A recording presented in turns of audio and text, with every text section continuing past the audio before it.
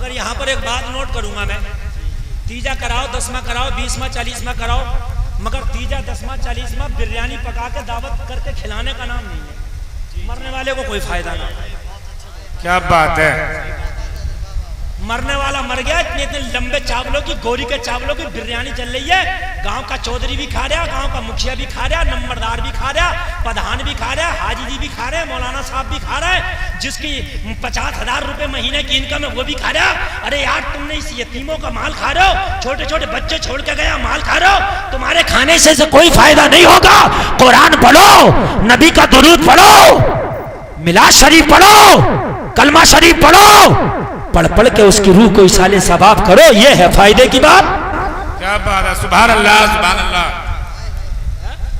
पूरे गांव में ऐलान हो रहा, जिस जिसकी दावतें हैं वो खाना खा लें। ओ वलीमा चल रहा है कि 40वां हो रहा? मुझे बताइए आप। अरे 40वें की तो नौबत ही कहाँ आती है मियाँ। खाली जिस दिन मरा अभी इधर दफन करके आए, कब्र की मिट्टी बराबर नहीं हुई, वहाँ ऐलान हो रहा होता कब्र पे जितने मेहमान हैं सब खाना खा के जाएंगे। हो रहा होता कि नहीं हो रहा होता ऐलान? और मेरे भाइयों, ये ऐलान नहीं होना चाहिए कब्र पर।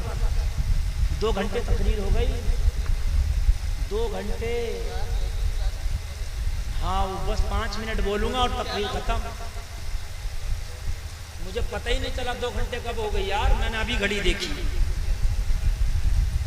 बस 5 मिनट और तकरीर खत्म। मैंने 2000 किलोमीटर का सफर करके आप तक पहुंचा हूं मैं। पूरी रात सफर में गुजर गई मेरी, पूरा दिन सफर में गुजर गया, और फिर भी इतनी जम के मैंने तकरीर की। अल्लाह अमल की तौफीक अता फरमाए, आमीन। लोगों, कब्र पे जो ये खाने का ऐलान होता, खुदा की कसम ये भत्तियों के भगोने बंद करो। और कोई जालिम अगर ये कहे उसके घर मैयत में खाना मिला तो उससे बड़ा दयूस कोई नहीं है, उससे बड़ा जो है जाहिल कोई नहीं है। तू वहां मैयत में दफन करने गया था, उसे जनाजा पढ़ने गया था, खाना खाने गया था वहां। एक जगह तो रमजान के महीने में जोहर के बाद दफन हुआ, 8 भगोने भत्ती के खा गए। झूठ नहीं है, हकीकत बता रहा हूं। गांव के नाम बता दूंगा मैं, मगर मैं नाम लेता नहीं हूं। ये है मेरी कौम के हाल। अगर किसी का इंतकाल हुआ तो ये बाद में सोचते हैं कि कफन कहां से आएगा, कब्र कहां खुदेगी। महल्ले वाले ये पहले मशवरा करते हैं कि भत्ती के भगोने किसके घर पकाएंगे। 7-8 भगोने 15,000 के बैठ रहे हैं। 15,000 का खाना तो उसी दिन है जिस दिन का मर रहा। वो लोगों, उसकी बेटियां रात भर रोई थी, मोटी मोटी आंखें हो गई थी रोते रोते। उसके बेटे रात भर रोए थे, सूज गई आंखें। एक पानी का कतरा उसकी बेटियों के मुंह में नहीं गया। जिसका बाप मरा उससे पूछ, उसके बेटों के मुंह में नहीं गया एक लुकमा भी। जिसका बाप मरा पूरी रात अपने बाप को रोते रहे। और लोगों, हम कितने जालिम हो गए, दफन करके अब उसी के घर पर खाना खाया जा रहा। बेटियां सिमट के कोने में बैठी हैं, पूरी रात की फाके से थी। बेटे सिमट के कोने में बैठे, पूरी रात के फाके से थे। उनके हलक में एक लुकमा नहीं गया। हम बिरयानी की प्लेट पे प्लेट बेशर्मी से खाए जा रहे होते।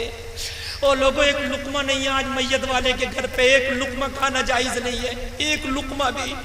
बल्कि इतना करते, तुम उसकी बेटियों को लाते, 2 लुकमे सही उसकी बेटियों को खिलाते, 2 लुकमे सही उसके बेटों को खिलाते, 2 घूंट पानी पिलाते उसके बेटों को, सब्र की तसल्ली देते, सब्र दिलाते, तसल्ली दिलाते। कोई बात नहीं, अल्लाह का हुक्म था ये। मगर उसके बेटे हाथ पकड़ पकड़ के खाना उल्टा और तुम्हें खिला रहे होते। यार, तुमने क्या माहौल बना दिया। पता लोगों क्या माहौल बना। यार, आदमी मरता है तो इंतजाम नहीं करके जाता। शादी के तो इंतजाम होते कि मेरी शादी में खाना पकेगा, लेकिन लोगों कौन इंतजाम करता। अपने बच्चों को कौन कहता लाओ मैं 2 क्विंटल चावल तुम्हें दिलाकर, बेटे दिलाकर रख जाऊं, मैं मरूंगा तो मेरे मरने के बाद बिरयानी पका के खिला देना। और लोगों, अपने आप पे कंट्रोल करो यार। उसके बच्चे एक तो गरीबी में यतीम रह गए बेचारे, कुछ भी करें अपनी इज्जत के खातिर कर्जा लेकर 40वां करेंगे, तीजा करेंगे और लंबे लंबे बिरयानियां बनाएंगे। और लोगों, तुम खाना बंद कर दोगे तो ये बनना बंद हो जाएंगी। यतीमों का माल मत खाओ लोगों, मिस्कीनों का माल मत खाओ लोगों। कान खोल के सुनो, ये गरीब हैं यार और कर्जे में चले जाएंगे। बल्कि एक काम ये करो कि अगर इन यतीम बच्चों पे कर्जा रह गया था तो सब महल्ले वाले चंदा इकट्ठा करके इसके बाप का कर्जा उतार दो। सुभान अल्लाह, सुभान अल्लाह। ये काम।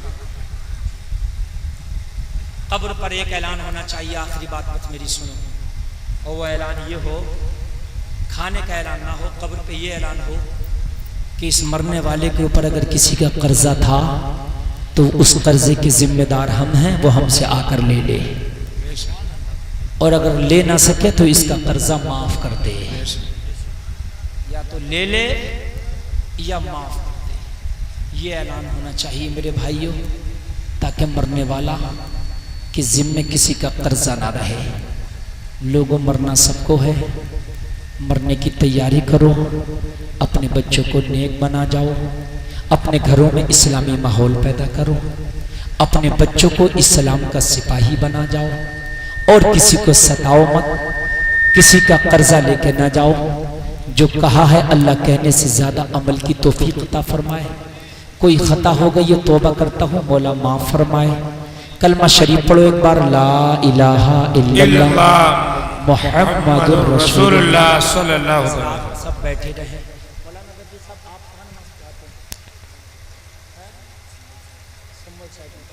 और वो इमाम साहब का अच्छा अच्छा, संभल सेट में मौलाना रफ़ी साहब नमाज पढ़ाते हैं। तकरीर मेरी हो गई, बात समझ में आ रही है नहीं आ रही है? अब एक काम की बात सुनो। इस गांव का क्या नाम है? मजोला। ये कौन सी तहसील में पड़ता? चंदोसी में। हजरात, बरेली शरीफ में जो हुजूर एहसन मियाँ हैं, उन्होंने एक जमात बनाई है, तंजीम बनाई है, TTS, जिसकी फुल फॉर्म है तहरीके तहफ़्फ़ुज़ सुन्नियत। ठीक, हमारे शफीक भाई भी उसके जिम्मेदार हैं। मैं उसका सूबाई सदर हूं पूरे उत्तर प्रदेश का। समझ में आ रही है बात, नहीं आ रही है? मेरी ये जिम्मेदारी है कि पूरे उत्तर प्रदेश के गांव को, पूरे उत्तर प्रदेश की तहसीलों को, पूरे उत्तर प्रदेश के जिलों को हम बरेली शरीफ TTS से जोड़ें। हम हर जगह सदर बना रहे हैं, और वो सदर जो है वो पूरे गांव की बात सुनेगा और मरकज तक तुम्हारी बात पहुंचाएगा। आज तुम्हारे ऊपर कोई जुल्म हो या अगर तुम्हें कोई सताए तो तुम्हारी आवाज उठाने वाला नहीं है, इसलिए कि तुम जुड़े हुए नहीं हो, तुम अलग अलग फटे हुए हो। अगर तुम अपने मरकज से जुड़ गए तो एक मुट्ठी में हो जाओगे, एक आवाज होगी, और जब एक आवाज होगी तो इंशाअल्लाह हमारी आवाज से दुनिया दबेगी भी, हमारी सुनेगी भी। जैसे अभी उर्से आला हजरत में कुछ लोगों पे प्रशासन ने मुकदमे किए हैं, और एक मौलाना दानिश ने गिरफ्तार किया गया है। हुजूर सुबहानी मियाँ ने ऐलान किया है, अगर हमारे लोगों के मुकदमे वापस नहीं लिए गए तो हम खुद गिरफ्तारी देंगे, हम जेल भर देंगे। जब हमारे बड़े साथ आएंगे तो प्रशासन को भी दबना पड़ेगा।